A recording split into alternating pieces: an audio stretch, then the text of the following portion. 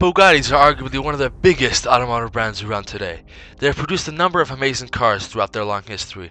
Nevertheless, for newer car enthusiasts, the idea of a Bugatti may be referred to through their more recent models. However, Bugatti is more than just 2006 and beyond, but also a rich history involving everything one can imagine. Throughout Bugatti's existence, they have endured several hardships, one of the biggest being World War II and the subsequent death of Ettore Bugatti. After all this, Bugatti shut down in 1952, although it was later brought back in the late 80s, and still maintains to this day. Here are our top 10 greatest Bugattis of all time. Some new car fanatics think the Veyron is the first Bugatti ever made. It was certainly the first Bugatti to be recognized by a modern audience. Understandably, the Bugatti Veyron 16.4 was a truly groundbreaking piece of engineering for its time, mainly considering it broke almost every speed record for production level cars. To add to its speed, the Veyron also had a fine bit of luxury too. Its good looks and luxurious nature attracted almost every car lover as well. Now, whether you appreciate luxury, design, or speed, you can find the best of all of them in just one car, the Bugatti Veyron.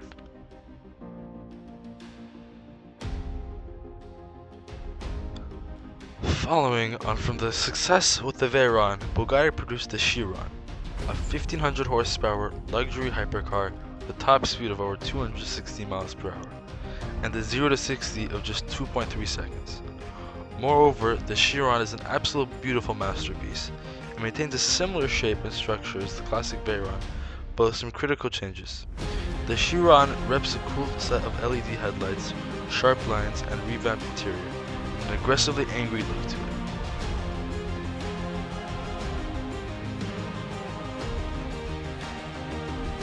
During Bugatti's 35-year hiatus, they sat corporate limbo, unaware of their potential fate.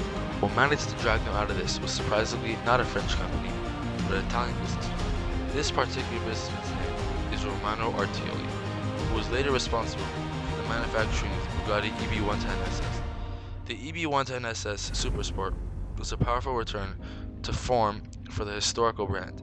Its combination of Italian design and French history was a winning duo. Even Michael Schumacher bought one. What really makes the EB110SS special, though, is the role it played in reviving Bugatti. Without this car and Romano Artioli intervention, it's highly unlikely that we would ever see Bugatti in the same position that it's in today.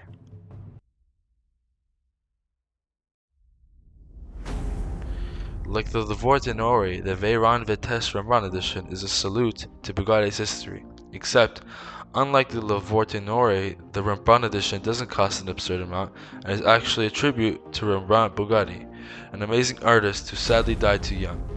As far as any special differences from its original model, the Veyron Vitesse, the Rembrandt edition, doesn't have anything serious, same power figures and the same chassis.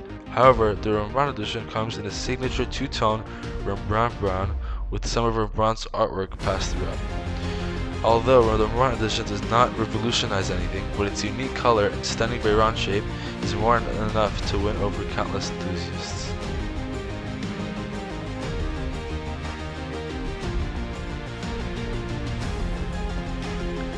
Bugatti Type 57 and later variants, including the famous Atlantic and Atlanti, was an entirely new design created by Jean Bugatti, son of founder Ettore. Type 57s were built from 1934 through 1940, with a total of 710 examples produced. These cars are incredibly expensive. They rival those of the Ferrari 250 GTO and the McLaren F1 in the price department. It's a jaw-dropping vehicle from a time that has long passed, helping us to appreciate the effort, skill, and talent that went into making it. The Bugatti Type 57 and its variants become some of the world's most sought-after cars.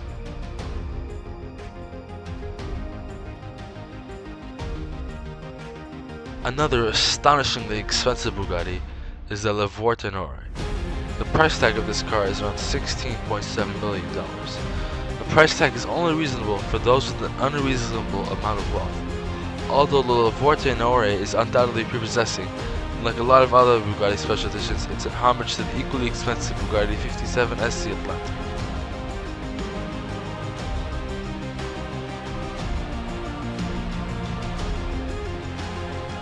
After Bugatti released the successor to the Veyron, the Chiron, they wanted to go a step further.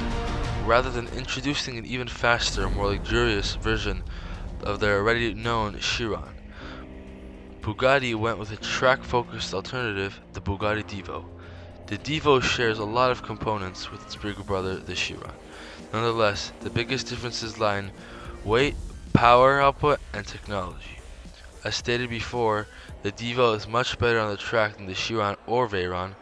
With this, though, comes compromises, since the Divo is much slower in terms of top speed.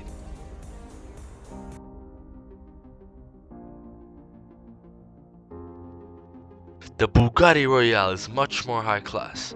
During its creation in the 30s, the Royale was a luxury car that was very big. So big actually that it's one of the biggest production cars in the entire world. Sadly though, the Bugatti Royale wasn't as high selling as the corporation had intended.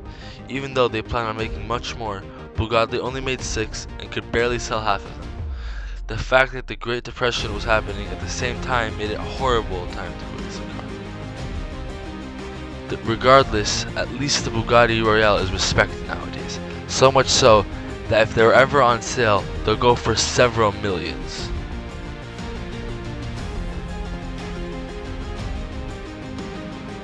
Great things often have small beginnings, and it would seem that Bugatti is not exempt from this apparent constant. With exceeding success in motorsports, Bugatti finally decided to create the first actual road car named the Type 13. The Type 13 was another victory for the company, and became the catalyst for the following Bugatti type models. Eventually the Type 13 got a nickname, Pur Sang, roughly translated as pure-blooded. This label was later attached to a Veyron 16.4 for an homage to the original.